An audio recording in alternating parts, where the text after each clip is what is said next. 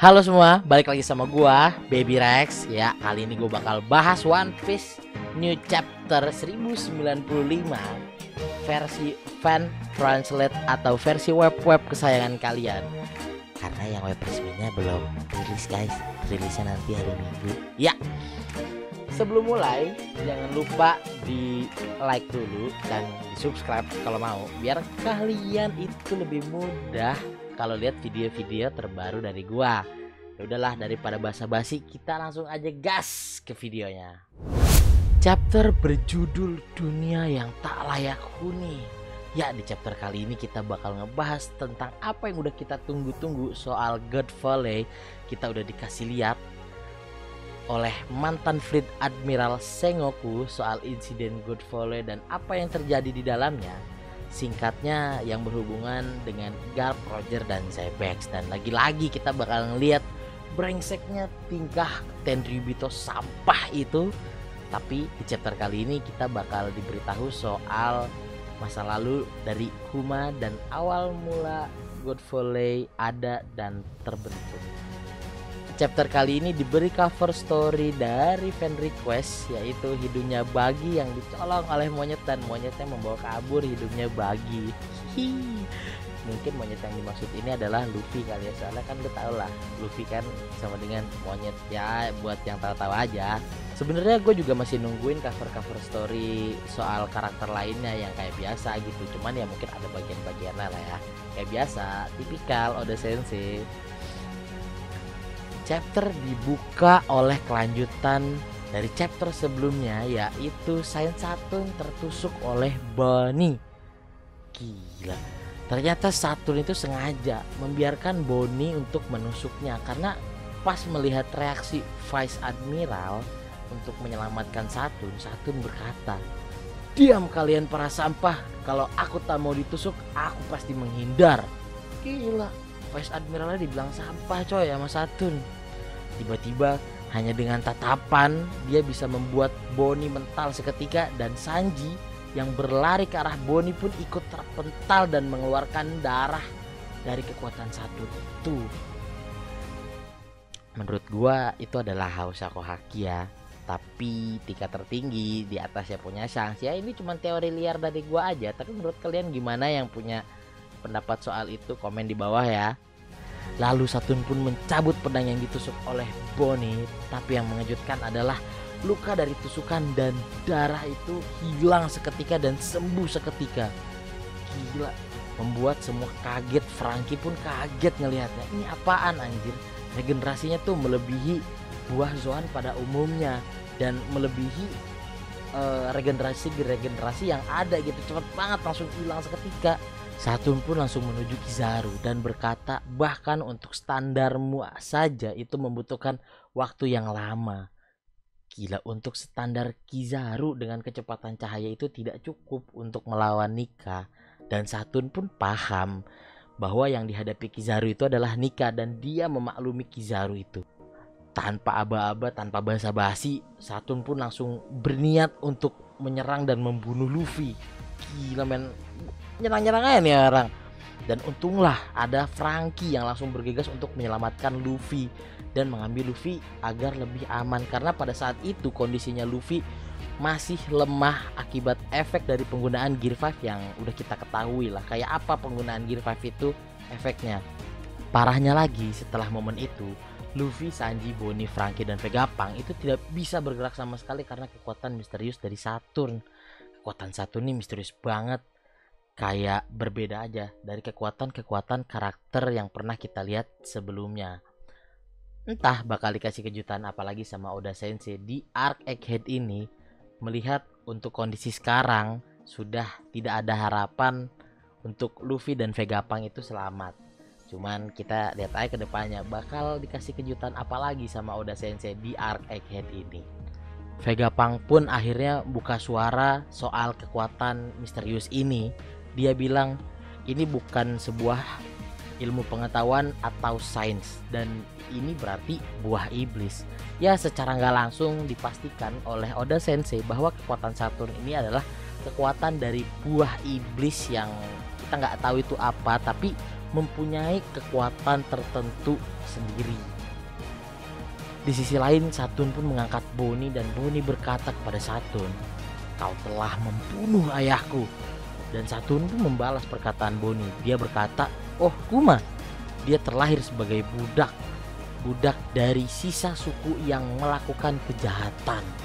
Dan kita pun akhirnya dikasih tahu dari ras mana dan dari mana asalnya Kuma itu sendiri, yaitu dari ras Buccaneer. Dan Kuma adalah satu-satunya yang selamat dari ras itu. Kita akhirnya ditunjukkan kilas balik atau flashback dari Kuma kecil, dan disitu pun kita dilihatin Bonnie dan Kuma menari dengan alunan ritme dari Drum of Liberation. Kita pun dikasih flashback lagi dari 47 tahun yang lalu di kerajaan Sorbet South Blue, dimana itu adalah ternyata tempat kelahirannya Kuma. Dia ternyata lahir dari keluarga yang normal dan keluarga cemara, tapi Kuma adalah salah satu hasil dari pernikahan silang antara manusia biasa dan ras Buccaneer. Ayahnya Kuma yang berasal dari ras Buccaneer dan ibunya adalah manusia biasa. Tapi sayangnya salah satu petugas dari rumah sakit itu yang mengetahui soal Kuma membocorkan soal darahnya Kuma ke pemerintah dunia. Dan akhirnya keluarga Kuma pun ditangkap oleh pemerintah dunia dan dijadikan budak oleh Tenryubito sampah itu. Kita pun akhirnya tahu mengapa Kuma bisa mengetahui soal nikah dari flashback kali ini.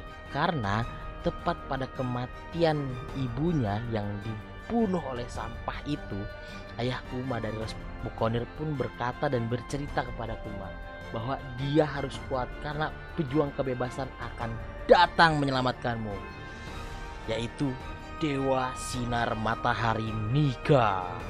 Dan ternyata cerita legenda Nika itu sudah turun-temurun diwariskan kepada generasi selanjutnya. Uniknya lagi, tarian yang Kuma dan Bonnie lakukan di awal itu juga dilakukan oleh Kuma dan ayahnya pada saat Kuma kecil. Tapi sayangnya nih, saat Kuma dan ayahnya melakukan itu, ayahnya ditembak mati oleh Tenryubito sampah itu karena menganggap bahwa suara yang diciptakan ayahnya Kuma itu terlalu berisik. Dan sejak saat itu Kuma menjadi budak seorang diri di Marijoa. Timeline pun beralih ke 30 tahun yang lalu di West Blue, di mana di sana ada Tenryubito yang sedang memimpin acara dan dia berkata, acara sekali dalam 3 tahun.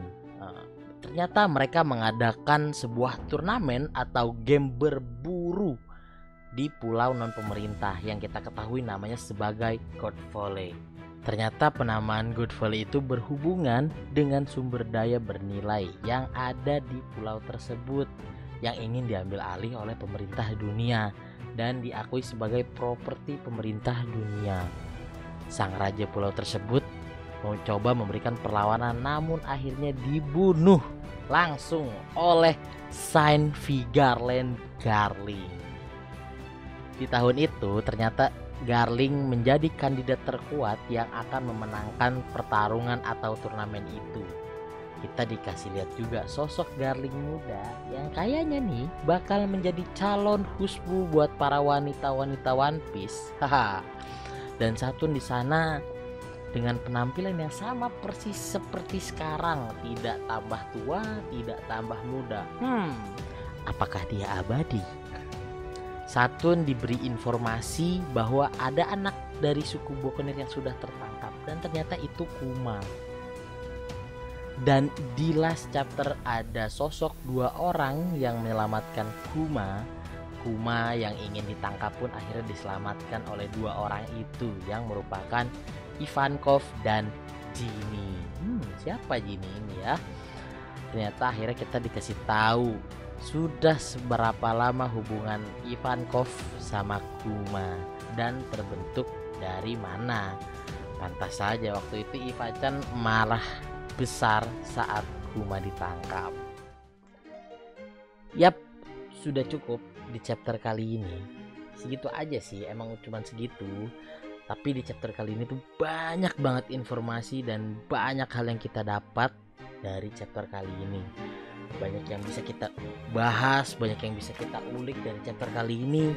Dari mulai kekuatan Saint Saturn, fakta baru soal God Volley, di mana Genie, dan hal-hal yang selama ini kita tunggu baik di manga dan maupun di animenya. Dan kita bisa mengulik sedikit soal Zebex dan dari mana awal mulanya dia ingin menjadi raja dunia. Ya banyak banget sih informasi dan pembahasan yang bisa kita ulik dari chapter kali ini. Kayaknya bakal lebih asik dan bakal lebih enak kalau dibahas dan kita gali informasinya bareng-bareng di live streaming gua aja sih. BTW minggu depan break. Oke, segitu aja ngebahas chapter kali ini. Kurang lebihnya mohon maaf. See you. Bye bye.